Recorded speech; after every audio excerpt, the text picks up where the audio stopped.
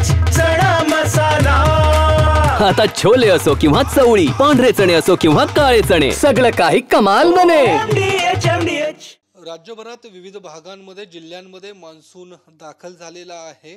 यंदा मात्र मान्सून जवळपास 10 ते 12 दिवस आधी महाराष्ट्रात दाखल झाल्याचं पाहायला मिळतंय आणि त्यामुळे मान्सून यंदा लवकर येण्यामागचं कारण काय आहे हे जाणून घेण्यासाठी आता आपल्या सोबत आहेत पुणे हवामान खात्याचे हवामान तज्ज्ञ SD सानप सर मान्सून महाराष्ट्रात दाखल झालेला आहे, तळ कोकणात, त्यानंतर मुंबईत आणि आता राज्यातल्या वेगवेगळ्या जिल्ह्यांमध्ये मान्सून बरसताना पाहायला मिळतोय। यंदा मान्सून लवकर येण्यामागचं नेमकं कारण काय आहे? डेफिनेटली हे पहिल्यांदाच असं घडतंय की मान्सून हा मे 26ला किंवा मेच्या शेवटच्या आठवड्यात मुंबई आणि महाराष्ट्रात येताना दिसतोय। तळ कोकणामध्ये तो 25 तारखेला आला होता आणि तो पण 35 वर्षानंतर तो पहिल्यांदाच तळ कोकणामध्ये इतक्या लवकर आलेला दिसून आलेला आहे। त्याला वेगवेगळे कारण आहेत। पहिलं म्हणजे की मान्सूनचा जो प्रवास आहे अंदमानपासून तो लवकर सुरू झालेला दिसून येतोय। अंदमानमध्ये त्याची येण्याची तारीख ही 22 मे आहे, परंतु तो 13 मेलाच तिथे आला। त्यानंतर केरळमध्ये त्याची येण्याची तारीख 1 जून आहे, तर तिथे तो 24 मेला आला आणि तळ कोकणामध्ये तिथून पुढचा त्याचा प्रवास आहे तो खूप फास्ट झालेला दिसून येतो। तर कोकणात येण्याआधी ज्यावेळी तो केरळमध्ये आला होता त्यावेळी अरबी समुद्रामध्ये एक कमी दाबाचं क्षेत्र तयार झालं होतं आणि ते कमी दाबाचं क्षेत्र नंतर कॉन्सन्ट्रेट होऊन डिप्रेशनमध्ये त्याचं फॉर्मेशन झालं होतं आणि नंतर ते डिप्रेशन उत्तर पूर्व दिशेने जाऊन मध्य महाराष्ट्रावर स्थित होतं मागील 2 ते 3 दिवस आणि त्यामुळे मान्सूनचा करंटसुद्धा स्ट्रॉंग झालेला आपल्याला दिसून आला आणि त्यामुळे मध्य महाराष्ट्रात सुद्धा मान्सून दाखल होऊन चांगला पाऊस आपल्याला पडताना दिसतोय। पण मग सर काय नेमकी मान्सूनची प्रगती म्हणजे कशा पद्धतीने आता यापुढच्या काळातली वाटचाल आहे? सध्या तरी मुंबईत देखील बरसतोय, राज्यातल्या वेगवेगळ्या जिल्ह्यांमध्ये पाऊस पडतोय, यापुढची काय नेमकी स्थिती असणार आहे? ओके, आज आणि उद्या मान्सूनचा जो पाऊस आहे किंवा ज्याची जी कन्सिस्टन्सी आहे ती याच पद्धतीने असण्याची शक्यता आहे। आज पुण्यातील घाटमाथ्यावर ऑरेंज अलर्ट आहे, पुण्यासाठी येलो अलर्ट आहे आणि कोल्हापूर आणि घाटमाथे तिथे रेड अलर्ट आहे आणि कोकणातील सिंधुदुर्ग आणि रत्नागिरीसाठी रेड अलर्ट आहे आणि इतर ठिकाणी येलो अलर्ट्स आहेत।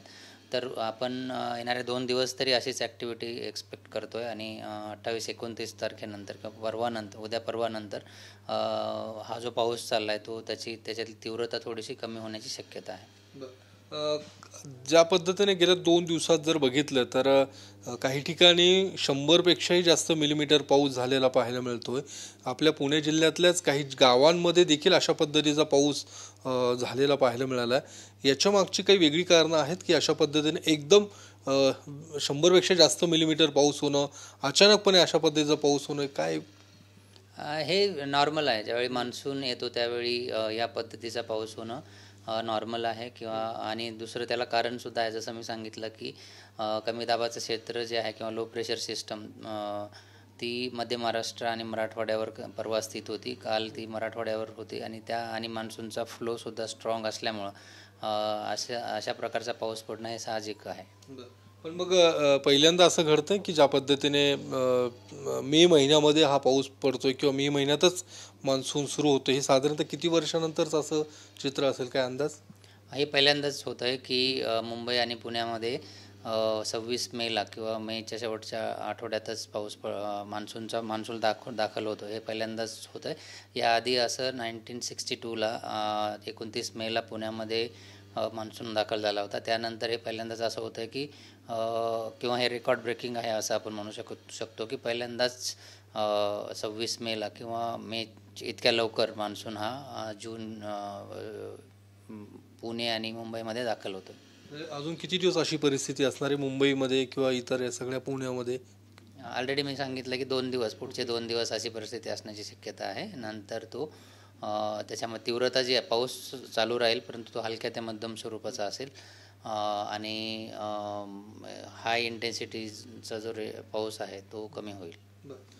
निश्चितच मे महिन्यात अशा पद्धतीने मान्सूनला सुरुवात होणं हे खरं तर पहिल्यांदा अशा पद्धतीचं घडतंय आणि त्यामुळे पुढील 2 दिवस अशाच पद्धतीची परिस्थिती मुंबईसह महाराष्ट्रातल्या काही जिल्ह्यांमध्ये असणार आहे आणि त्यानंतर मध्यम स्वरूपातला पाऊस हा बरसणार अशा पद्धतीचा एकूण अंदाज हा पुणे हवामान खात्याकडून व्यक्त केला जातोय.